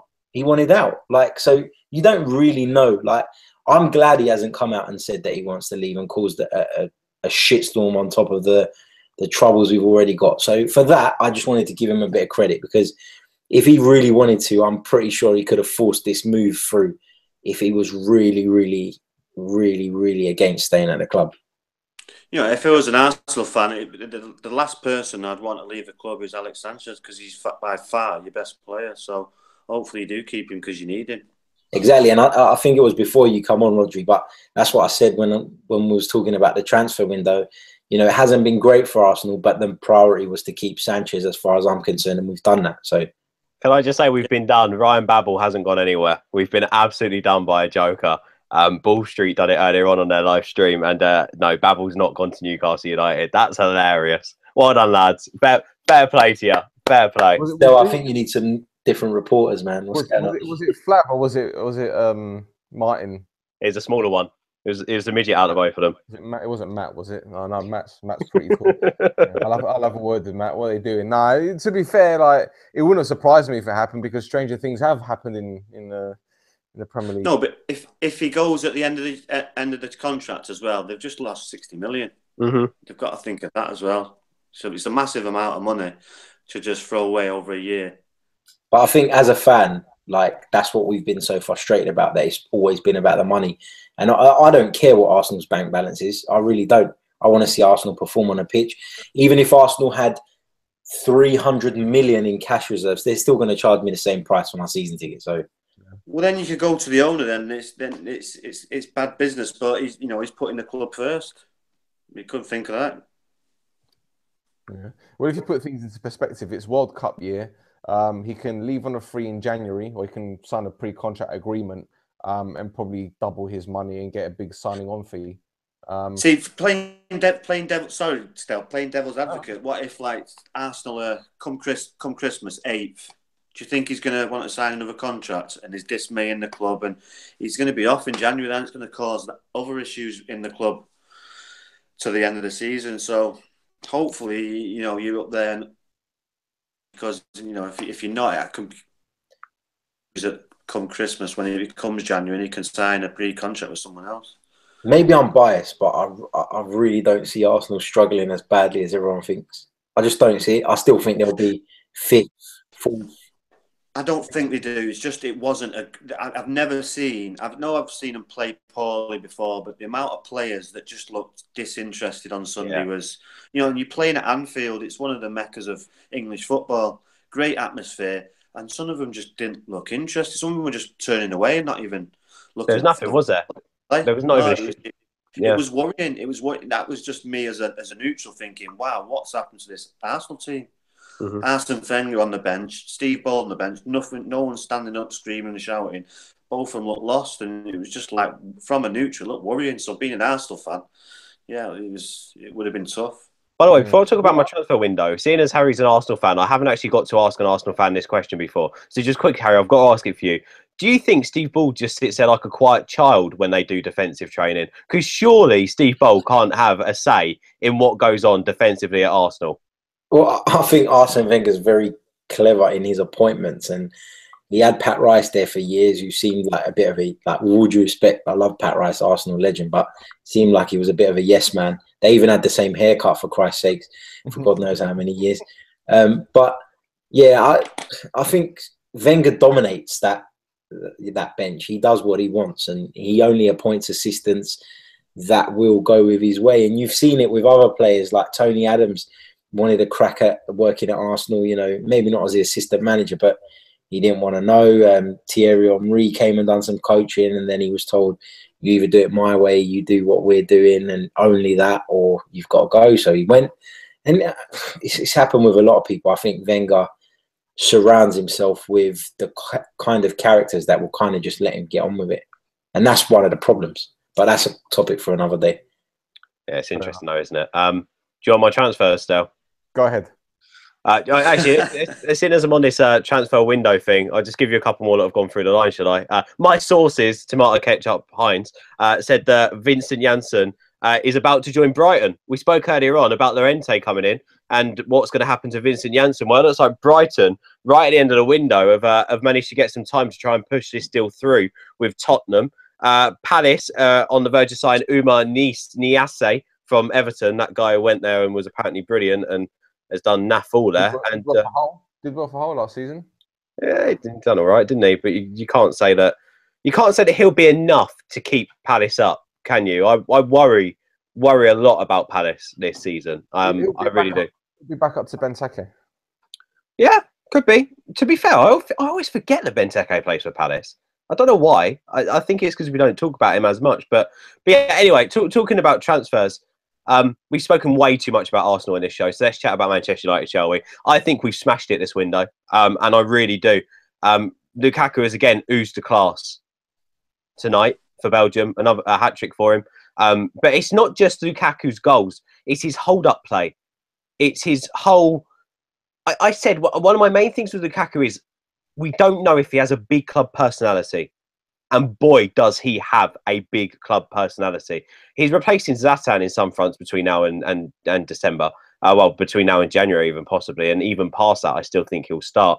And to have him come in and still ooze class and personality just like Zlatan is beautiful. He is a younger, fresher, still has a lot to learn and can still get better version of Zlatan. He will do better than Zlatan did last season, this season for me. And I think he's going to brutally smash the Champions League. And I think he's going to be by far the top goal scorer in the Premier League. And that's not even just being biased. I think the player's quality. And I think with Mkhitaryan, Mata, Martial, Rashford all around him, we're going to get goals. And that's not even me talking about Paul Pogba. Their build-up play and the way Pogba and Lukaku understand each other is what's going to put United, if not, I'm not going to say it, if not lifting that trophy, to getting close to lifting that trophy. Because when you've got two players who understand each other like that, we spoke earlier on about the influence of having friends in the camp and around each other and on the pitch. Them two are best of friends, and that can only work in a positive way. Matic, why did Chelsea sell him? I mean, if I was Conte right now, I'll be banging my head against the wall because...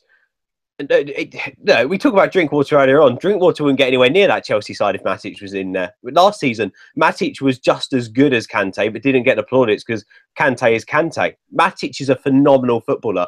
He can do it defensively, and his turn of pace for me is important. Whether he's blocking a ball or he's running forward, he has got an incredible turn of pace, which you don't expect for a big guy, and he's really gifted with both his feet as well. I've not seen him do as many Cruyff turns for Chelsea as he's done for United so far in his first few games. He has been absolutely brilliant. And, and I haven't even mentioned Lindelof, who I think there is a lot to come from. And Mourinho is a perfect man-manager. He's not leaving Lindelof out the side now because he doesn't think he's good enough. He's leaving Lindelof out the side now because he knows how important he will be come the end of the season. And we will see that. Mourinho's building a Galactico-style side here. And his first, 7 transfers have shown that. We've got another big summer coming up. We've got Zlatan coming back into the side. United have all the ingredients to win the league this season. And that is what is so exciting as a United fan. And also on top of that, which is also even more exciting, is that we've got the Champions League football back and we've got a team that can get through the group stages this time. That for me. Harry loved all that, didn't you, Harry? How, sorry, Ben, how can you insult the Galacticos by putting Lukaku? No, I said he's building a Galactico team. Oh my God. He's building a Galactico team in terms of that he's winning.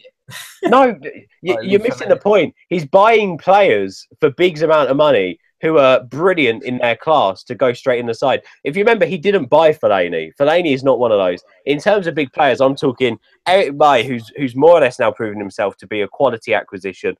Pogba is if not one of the best in the league, is possibly the best. Lukaku, you can't doubt him.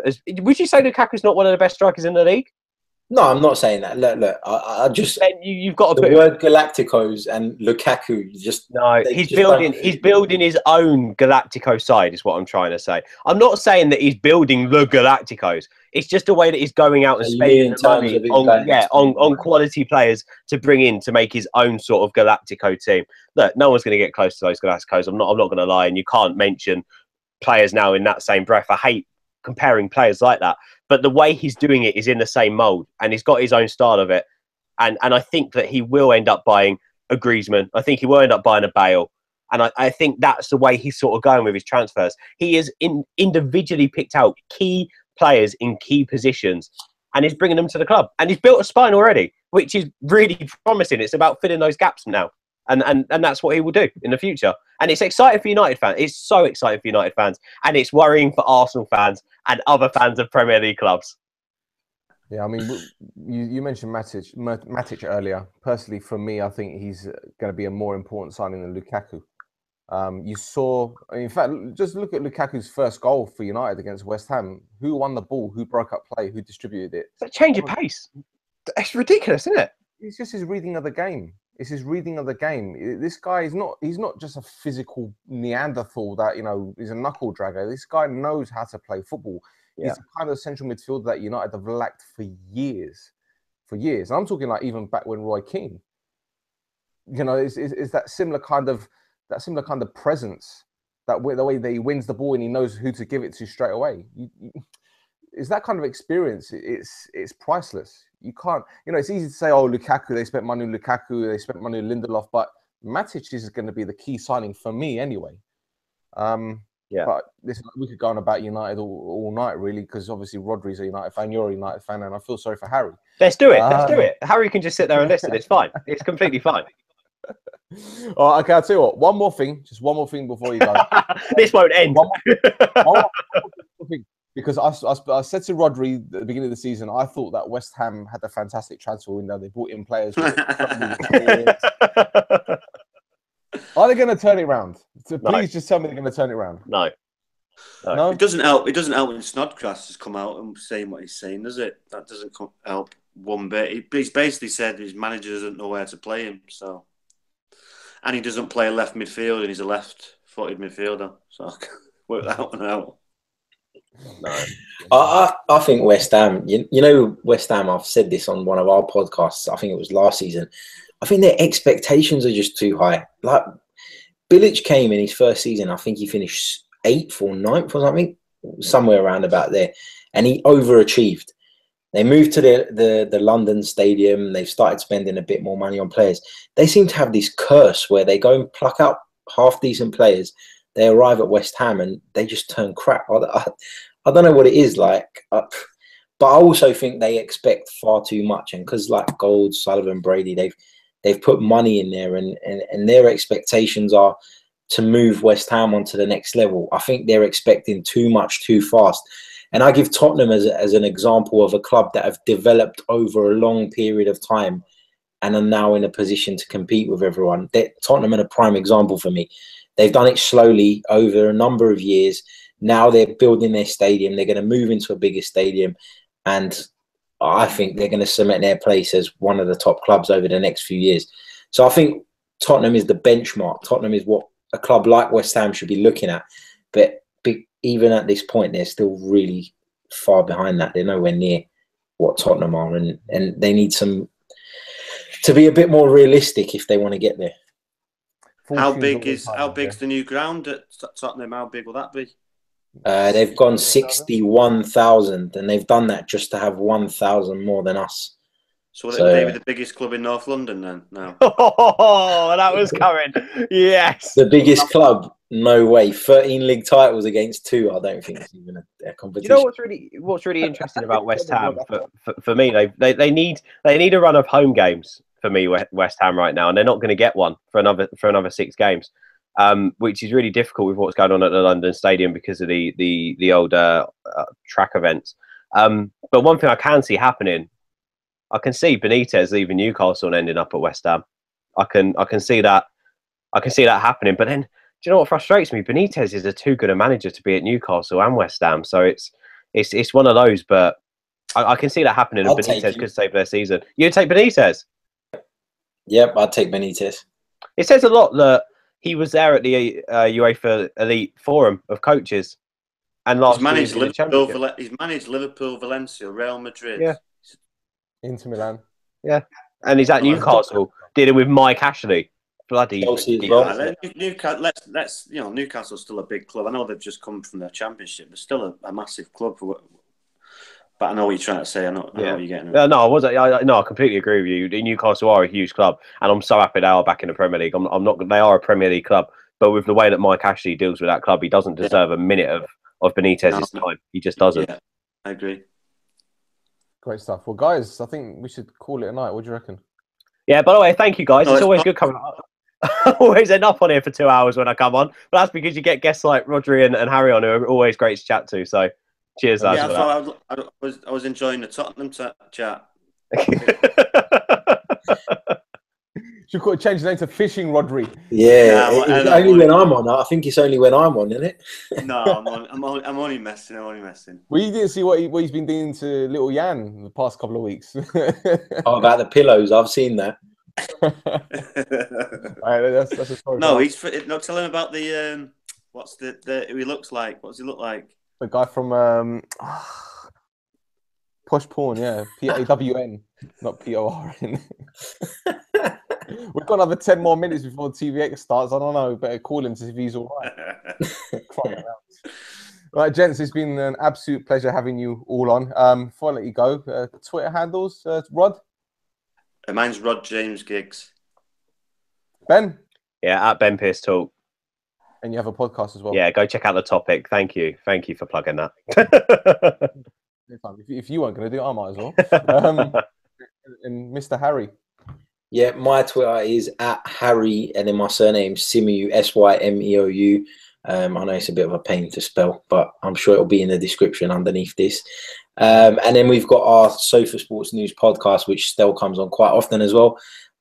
So yeah, that one's at Sofa Sports News _ because somebody nicked the name, and it's so annoying. But people are so inconvenient, aren't they? I know, and you know what? I can't find that Twitter because I want to message him and be like, "Just what are you doing?" But yeah, don't know what's going on there. Anyway, well, guys, it's been an absolute pleasure having you guys on. We're on Twitter at Shoot the Defense. We have a Facebook group page. We have loads of other stuff, which I keep forgetting. Thanks to our partners, FNX Network, obviously. And we'll be back sometime soon. For now, take care.